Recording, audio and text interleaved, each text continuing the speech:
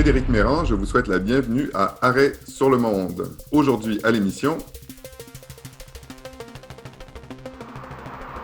Le 15 septembre dernier, les Émirats arabes unis et Bahreïn ont signé un accord visant à normaliser leurs relations diplomatiques avec Israël en présence du président américain Donald Trump. We're here this afternoon to change the course of history. After decades of division and conflict, we mark the dawn of a new Middle East. Presque 30 ans jour pour jour après la signature des accords d'Oslo, c'est au tour des accords d'Abraham de prétendre au projet ambitieux d'une paix au Moyen-Orient. Le tout sous fond de tensions entre les pays arabo-musulmans empêtrés dans le conflit au Yémen, terrain forcé de la guerre d'influence que se livrent l'Iran chiite et l'Arabie saoudite sunnite. C'est sous les auspices de Bill Clinton que Yasser Arafat, représentant de l'OLP, et Yitzhak Rabin, premier ministre israélien, signent des accords porteurs d'espoir. Le but de ces accords, la reconnaissance mutuelle de l'autorité palestinienne et de l'État hébreu, après 45 ans de tensions entre les deux parties et les autres pays arabes de la région. Mais l'assassinat de Yitzhak Rabin en 1995 par un juif d'extrême droite et la seconde intifada de septembre 2000 mettront en mal l'établissement d'une paix durable par une solution à deux États. Il faudra attendre 13 ans avant la reprise des négociations directes, qui se solderont, elles aussi, par un échec. Finalement, en 2017, coup de théâtre, Donald Trump reconnaît Jérusalem comme capitale de l'État d'Israël. Cette décision a soulevé l'ire des Palestiniens et l'indignation de la communauté internationale, tout en éloignant de plus belle la possibilité d'une solution à deux États. Cette proposition, incluse dans son plan de paix de janvier 2020, s'ajoute à l'annexion de colonies en Cisjordanie occupée. À la suite de cette normalisation des relations diplomatiques entre Israël, les Émirats arabes unis et Bahreïn, scellée par les accords d'Abraham du 15 septembre, les manifestations éclatent à Gaza et à Ramallah. Les Palestiniens se sentent une fois de plus floués et trahis. On en discute avec deux chercheurs du Cerium, Diala Hamza, professeur au département d'histoire de l'Université de Montréal, et Jamal Abdullah, spécialiste des politiques étrangères du Golfe arabo-persique. Bonjour Diala, bonjour Jamal, merci d'être avec nous. Alors, on va entrer directement dans le vif du sujet. Jamal, pourquoi maintenant? Qu'est-ce qui explique, selon vous, la normalisation des relations entre les deux monarchies, Bahreïn et les Émirats arabes unis et Israël, en pleine pandémie? Écoutez, déjà, vous avez bien souligné que c'est un accord de normalisation et non pas un accord de paix. Parce qu'il faut bien souligner ici qu'il n'y avait pas un cas ou un état de guerre entre les Émirats et le Bahreïn d'un côté et Israël de l'autre côté. Donc, c'est un accord de normalisation ou plutôt un accord de formalisation, les relations qui étaient auparavant au-dessous de la table. Donc, pourquoi maintenant? Moi, je dirais maintenant pour plusieurs raisons. La plus importante, en fait, c'est l'élection présidentielle aux États-Unis. Ça, pour donner un appui à la position de l'administration Trump et M. Trump en particulier. Et aussi, pour deuxième chose aussi, pour donner un coup de stabilité en Israël elle-même, parce que le Premier ministre Benjamin Netanyahu aussi, il confronte des difficultés au niveau économique, au niveau politique et au niveau même juridique. Donc, je pense qu'il vient dans ce sens. Et pour terminer, je dirais que les dirigeants des Émirats arabes unis et même de Bahreïn, ils sont en train de se préparer au cas où M. Biden il arrive au pouvoir. Donc, s'il arrive au pouvoir, il y a un grand changement normalement concernant la politique étrangère américaine vis-à-vis les pays du Golfe. Et en signant cet accord avec Israël, donc, ils se sentent plus protégés parce que Israël c'est un allié très important pour les États-Unis. Alors, on a fait un grand cas du gendre de Donald Trump, Jared Kushner, dans cette histoire. Est-ce qu'il a joué un rôle important? Est-ce que c'est vraiment la Maison-Blanche qui a fait plier les pays du Golfe, notamment? Tout à fait. Je dirais même ça vient dans le cadre de plan de paix présenté le 28 janvier par l'administration Trump, en fait, et qui était refusé d'ailleurs par les Palestiniens. Et c'est Jared Kushner qui a joué le rôle si vous voulez, d'ingénieur de faire cet accord. Et je dirais ici que les relations personnelles entre Kouchner et entre quelques dirigeants dans le Golfe comme MBZ, Mohammed bin Zayed, le prince héritier d'Abu Dhabi, ainsi que MBS, le prince héritier de l'Arabie Saoudite, ils jouent un rôle très, très fort ici dans ces relations. Donc, je dirais effectivement, l'administration Trump, il a joué un rôle important dans le cadre de proposition de ce plan de paix janvier dernier. Alors, je me tourne maintenant vers Diala. Beaucoup de commentateurs présentent Israël comme le grand gagnant de ces accords. Est-ce que vous partagez cet avis? Est-ce que ça change véritablement la situation, notamment par rapport au conflit israélo-palestinien? Oui, merci aussi de m'inviter à cette émission, Frédéric. Oui, je dirais en ce sens que nous sommes dans le cadre de ces accords de normalisation à nouveau dans un processus d'invisibilisation des Palestiniens. On parle de tout dans ces accords sauf de la Palestine et des Palestiniens. Donc en ce sens, pas grand-chose de nouveau sous le soleil.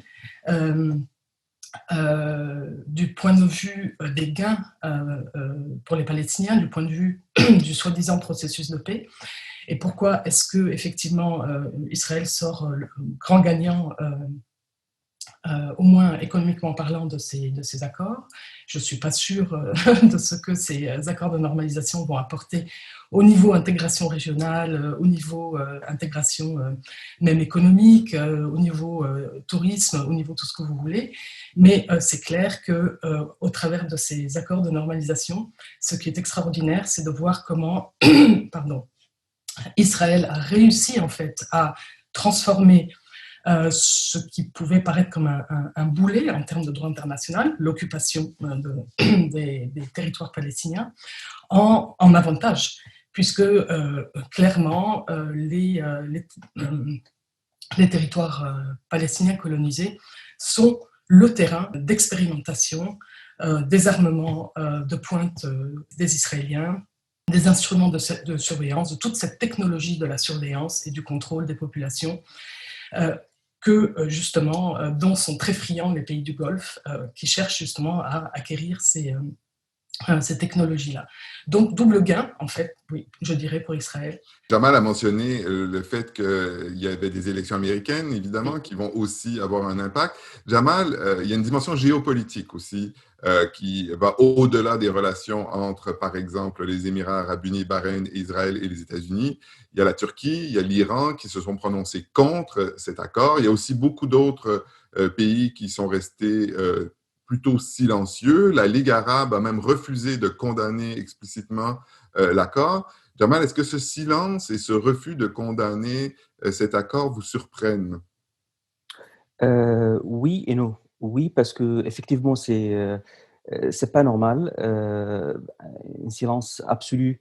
Moi, personnellement, en fait, je pensais que au moins le secrétaire général de CCG, le Conseil de coopération de Golfe, qui regroupe les 6 pays de Golfe arabes, il va faire une annonce ou une déclaration, soit pour condamner cette déclaration ou cet accord, soit pour appuyer ou saluer. On n'a rien entendu. Aussi, j'ai pensé que le secrétaire général d'une autre organisation plus importante internationale, qui est l'Organisation de coopération islamique, basée son siège à Jeddah en Arabie Saoudite, aussi qu'il va faire une déclaration pour condamner ou saluer. Il n'a rien fait. Et finalement, comme vous avez mentionné, la Ligue des Arabes, ils n'ont rien annoncé. Donc, moi, je pense que c'est assez surprenant qu'il ne disait rien du tout, mais en même temps, on comprend de contexte que cet accord est appuyé par une grande puissance régionale, je dirais, des pays arabes, et notamment l'Arabie Saoudite et l'Égypte. Parce que si l'Arabie Saoudite et l'Égypte, ils n'ont pas donné un green light ou un accord de principe, les Émirats et le Bahreïn, ils ne peuvent pas aller plus loin en signant cet accord avec Israël. Donc, c'est très important de souligner cette affaire. Juste une autre chose, Frédéric, si tu me permets aussi, c'est que en fait, comme vous avez mentionné, il n'y a que 3 partis qui étaient contre, je parle ici d'États, si vous voulez, qui étaient contre cet accord. C'est, comme vous avez mentionné, l'Iran et on comprend la position de l'Iran, je vais dire pourquoi tout à l'heure, et la Turquie, qu'on ne comprend pas sa position, parce que la Turquie, il a des relations diplomatiques avec Israël depuis des décennies, et il y a une ambassade israélienne à Ankara, il y a une ambassade turque à Tel Aviv. Donc, on ne comprend pas pourquoi cette décision de la Turquie de retirer son ambassadeur d'Abu Dhabi. Et troisième partie, c'est l'autorité palestinienne, aussi c'est compréhensible, ça veut dire qu'on comprend pourquoi.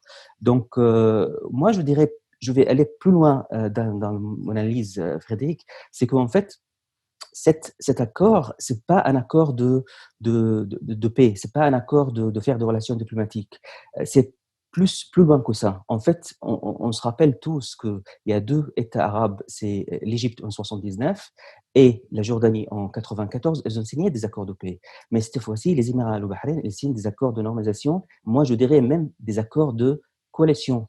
Maintenant, on est en train de voir une sorte de coalition entre les Émirats et Israël.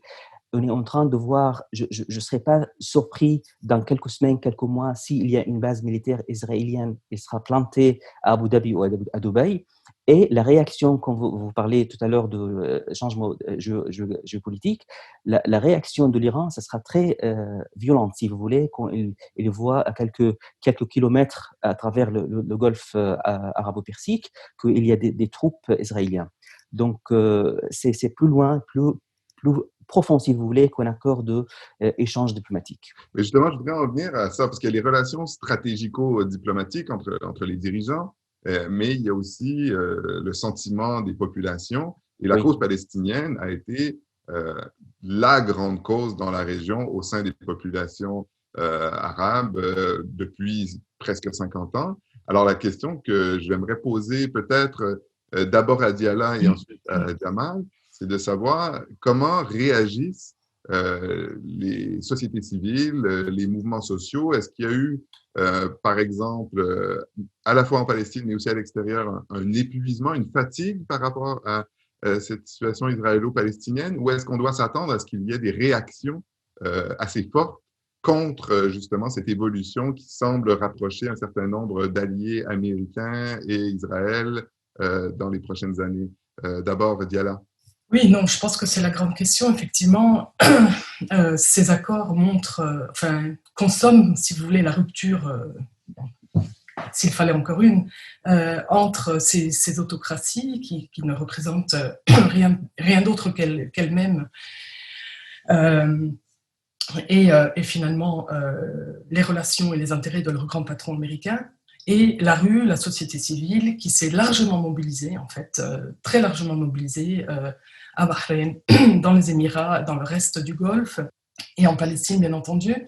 Au lendemain de la signature des accords, on dit que de 1 million à 1,7 million personnes ont signé sur les réseaux sociaux quelque chose appelé Mithaq Palestine, c'est-à-dire la charte pour la Palestine, condamnant fermement et de manière absolument explicite donc ces accords-là et appelant donc à l'établissement d'un État palestinien, la fin de la colonisation israélienne, la libération de la Palestine, des choses qu'on n'avait plus entendues depuis d'ailleurs assez longtemps, et ceci pour répondre peut-être de manière éloquente à ceux qui se gargarisent encore aujourd'hui du fait que le panarabisme n'existe pas, le sentiment arabe est une fiction, la cause palestinienne, effectivement, il y a une grosse fatigue par rapport à ça dans les opinions publiques. Je ne suis pas en train de dire qu'il n'y a pas eu des positionnements de certaines d'ailleurs personnalités publiques pour dire que finalement la cause palestinienne n'est pas la leur, mais ce n'est absolument pas la voix majoritaire de ces sociétés civiles.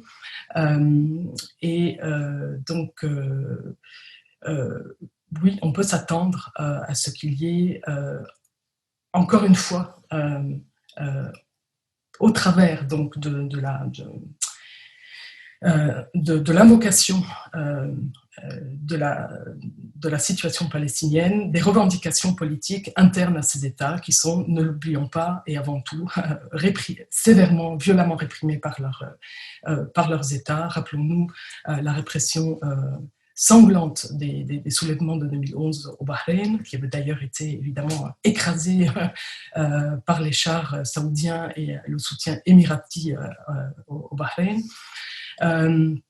Donc on voit que ce qui est en jeu véritablement, c'est aussi une crise de légitimité de ces régimes qui s'accrochent désormais de manière ouverte, qui alignent leurs intérêts de manière très ouverte avec Israël et les États-Unis. Bon, donc pour ce qui est de l'établissement d'une base israélienne dans les Émirats, je ne suis pas politologue, je sais pas trop, je n'arrive absolument pas à imaginer la chose se produire, même si on sait qu'actuellement le chef du Mossad est en train de rencontrer ses homologues émiratis. Mais toujours est-il, oui, qu'on peut s'attendre à une mobilisation, un retour, un nouveau sursaut de ce qu'on a été aussi assez rapide pour déclarer mort, à savoir le fameux printemps arabe, le mal nommé printemps arabe. Voilà.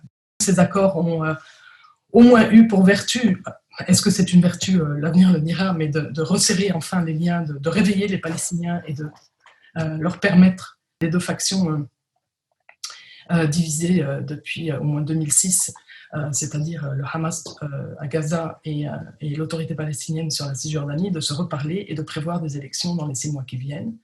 Donc je pense que c'était aussi important de le rappeler et que c'est dans le cadre d'un lâchage complet par la Ligue arabe que donc ce resserrement des liens palestiniens était en train de se créer. Et Jamal, est-ce que vous partagez cette analyse?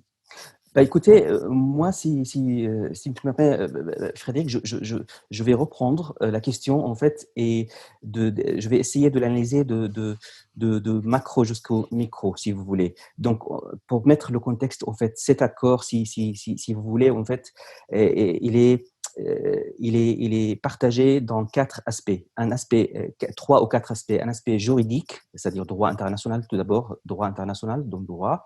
Un aspect politique, un aspect populaire, c'est pour répondre à votre question tout à l'heure, et puis un aspect même religieux, si vous voulez. Donc, l'aspect de droit international, si vous voulez, le droit international, la charte, l'article numéro 26, si vous voulez, de Nations Unies signé en 1945, donne le droit à n'importe quel pays et soutient sa volonté son statut de souveraineté, si vous voulez, de créer des relations diplomatiques avec n'importe quel autre pays. Donc, les Émirats arabes unis et le Bahreïn, ils ont tout le droit, au niveau du droit international, dans le cadre du droit international, de signer cet accord. Donc, ils ne sont pas condamnés parce qu'ils ont signé un accord de paix ou ils ont créé des relations diplomatiques avec Israël. La Charte des Nations Unies, elle donne ce droit. Pour appuyer cette Charte des Nations Unies aussi, on a la Convention de Vienne de 61 aussi, l'article numéro 2 aussi, il appuie sur la souveraineté des pays pour faire des relations diplomatiques. Maintenant, je vais aller un petit peu dans le micro de droit, si vous voulez. Normalement, je souligne ici qu'il y a une loi émiratie, loi numéro 15 de 1972, qui interdit toute relation avec l'État d'Israël.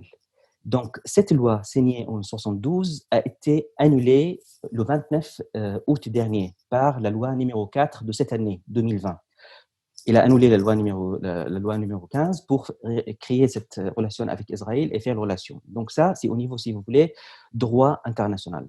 Maintenant aussi, on a un aspect de droit, c'est le droit collectif des pays arabes. Les pays arabes, comme tu le sais, Frédéric, en fait, ils ont proposé l'initiative de paix ou des accords de paix en 2002 par l'ancien roi de l'Arabie Saoudite, le roi Abdallah à l'époque lors du sommet de la Ligue des États arabes à Beyrouth. Ils ont proposé une initiative, les 22 pays arabes, qu'on fait un accord de paix avec Israël, donc la paix contre la terre. Vous, les Israéliens, vous rendez la terre occupée pour les Palestiniens. Nous, les Arabes, en tant que communauté, 22 pays arabes, on va faire la paix avec vous. Ça, maintenant, on signe cet accord de la part des Émirats arabes unis et Bahreïn, a été cassé. Cette initiative a été cassée, elle n'était pas respectée. Alors, Maintenant, si vous voulez, on va aller un petit peu dans l'aspect religieux. Cet aspect religieux a divisé le monde arabe, le monde musulman, en deux camps, si vous voulez.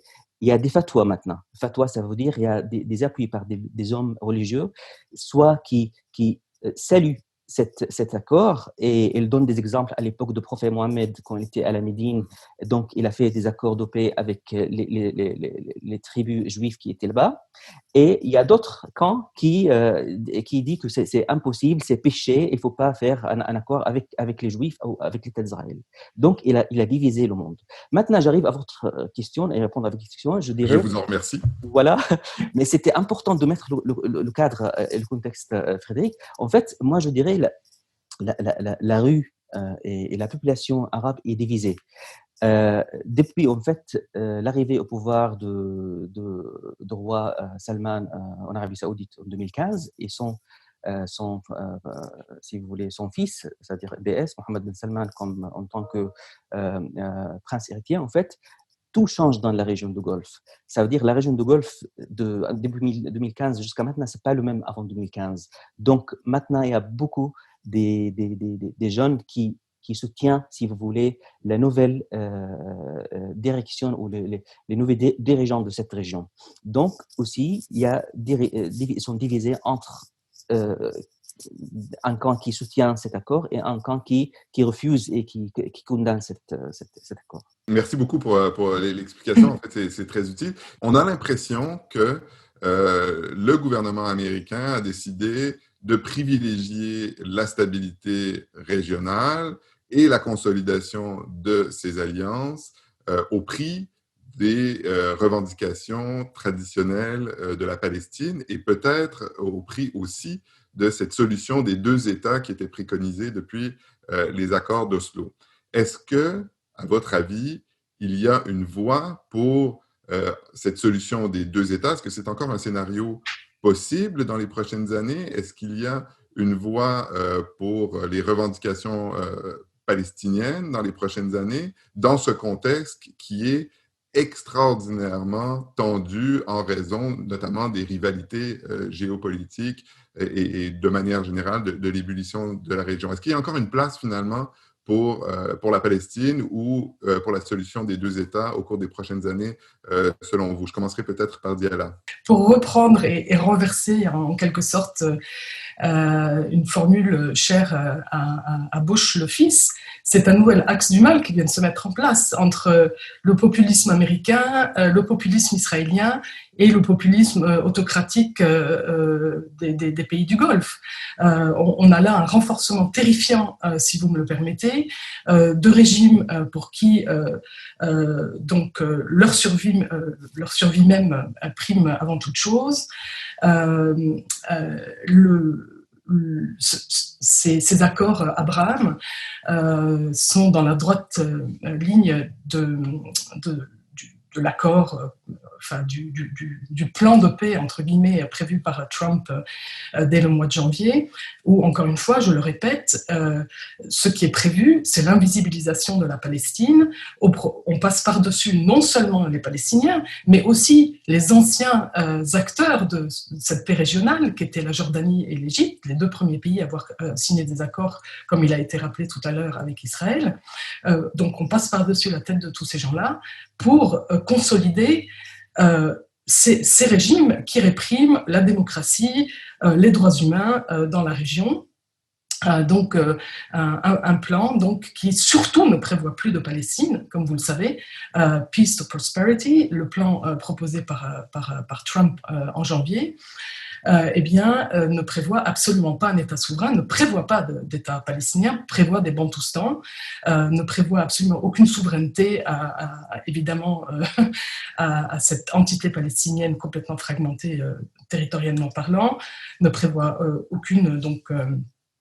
aucun espace aérien indépendant, ne prévoit absolument pas que les Palestiniens puissent contrôler leurs propres frontières. Donc non, il n'y a absolument aucun État de possible et de prévu dans ce qui se profile depuis janvier. Donc ces accords ne sont finalement que la partie immergé d'un iceberg dont on veut encore voir l'énormité, dont on va encore voir l'énormité apparaître dans les semaines et les mois à venir. Non, c'est très grave en fait ce qui se passe, puisque c'est. Mais pour ma part, je pense que il est très probable qu'on assiste à une polarisation accrue, donc comme je vous disais tout à l'heure, un nouveau départ des contestations populaires dans le monde arabe, suite donc à la signature de ces accords. Merci. Jamal, est-ce que vous voyez une alternative à ce scénario que vient d'expliquer Diala?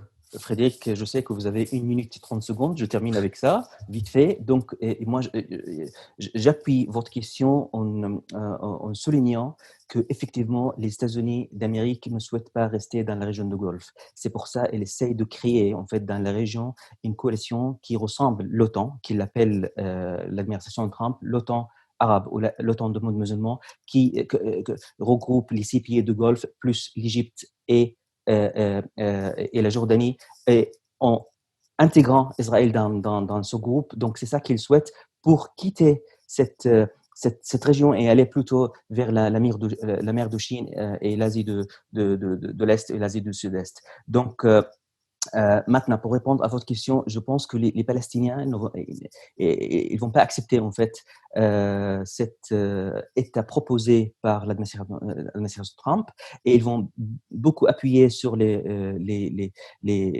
résolutions des Nations Unies, et notamment 181, 242, 338 et aussi 192. Et c'est ça leur espoir. Ils vont revenir vers les résolutions des Nations Unies pour créer leur État. Alors, est-ce qu'ils vont arriver ou non? Ça, on va voir avec le temps. Un grand merci à nos 2 invités, Diala Hamza et Jamal Abdouda de l'Université de Montréal, à l'équipe technique et aux recherchistes. Merci à vous, public, d'avoir été des nôtres.